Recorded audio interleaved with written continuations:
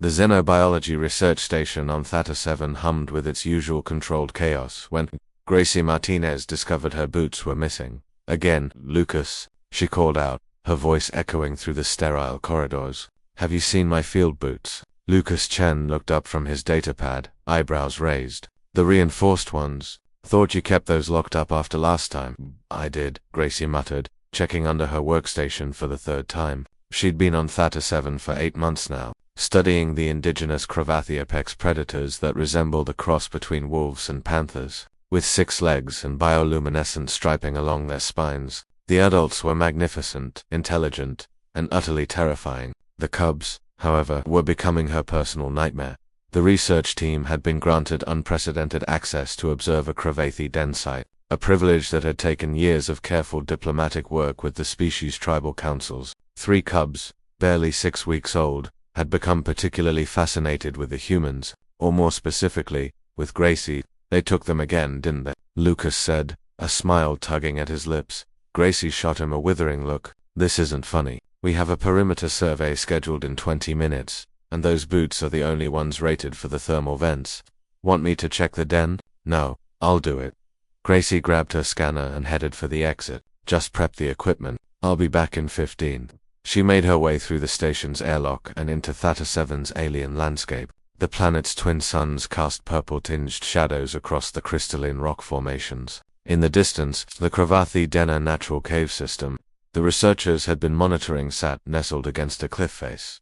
Gracie approached carefully, announcing her presence with the clicking pattern the Cravathi recognized as not. 2 adult females lounged at the entrance, their intelligent amber eyes tracking her movement. They'd grown accustomed to her visits, though their tolerance was a privilege she never took for granted. Inside, 3 pairs of luminescent eyes blinked at her from the shadows. The cubs are right, you little thieves, Gracie said softly, crouching down. I know you have them. The largest cub, the one she'd privately nicknamed Bandit, tilted, his head with an expression that would have been innocent if not for the bootlace dangling from his mouth. The other 2, smaller and sleeker, huddled behind him, their bioluminescent stripes pulsing with what the research team had identified as curiosity.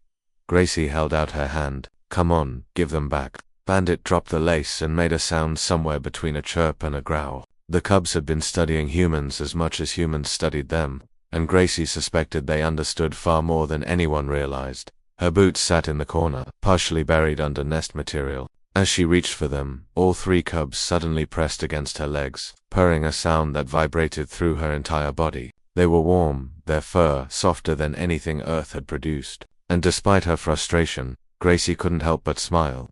You're lucky you're cute, she murmured, retrieving her boots.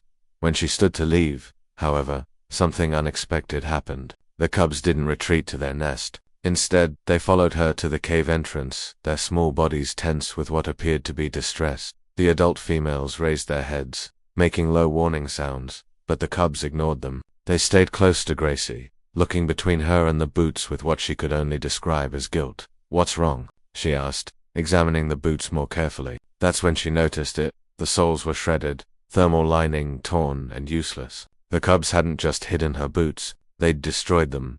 Gracie sighed. There went the perimeter survey. She'd have to requisition new boots from the supply depot, a process that would take weeks. She started back toward the station, barefoot now, carrying the ruined boots. The rocky ground was rough but not unbearable. She'd made it about 50 meters when she heard the soft padding of multiple feet behind her. Gracie turned. All 3 cubs had followed her out of the den, despite the warning calls from their mothers. They moved in a tight group, heads low, their bioluminescent stripes flickering in a pattern she'd never seen before, rapid pulses of blue and violet. Go back, she said gently. You can't come with me. But they didn't leave. They stayed close, matching her pace as she walked. When sharp rocks made her wince, Bandit moved ahead, testing the ground with his paws as if searching for safer paths. The smaller cubs flanked her, their bodies pressed close to her legs. Lucas was waiting at the station's external observation deck when Gracie arrived with her unusual escort. His jaw dropped. Gracie, are those the cubs? Yes. She looked down at the 3 small predators who had followed her across 200 meters of rough terrain, refusing to leave her side despite being separated from their den for the first time in their young lives. Dr. Sarah Kim, the team's lead xenobiologist, appeared with her recording equipment already active. This is unprecedented. she breathed. Cravathi cubs never leave the den before 8 weeks. Never. Gracie knelt down, and the cubs immediately pressed against her. Their purring intensified. Bandit gently took a hand in his mouth, not biting, just holding, his sharp teeth carefully controlled. I think they feel guilty, Gracie said softly. They destroyed my boots, and somehow they understand that it hurt me. They followed me too. What make amends? Lucas crouched beside her, his scientific mind clearly racing. The Cravathi have demonstrated tool use and complex social structures, but this level of empathy, of understanding cause and effect in relation to another species' emotional state, it changes everything, Dr. Kim finished. The adult Cravathi appeared in the distance, moving toward the station with purposeful strides. Gracie tensed, but they stopped short, simply watching. After a moment, the largest female made a low rumbling call. The cubs looked back but didn't move from Gracie's side. Then something remarkable happened. The adult female dipped her head, a gesture of acknowledgement, and retreated. They're allowing it, Sarah whispered. They're letting the cubs choose.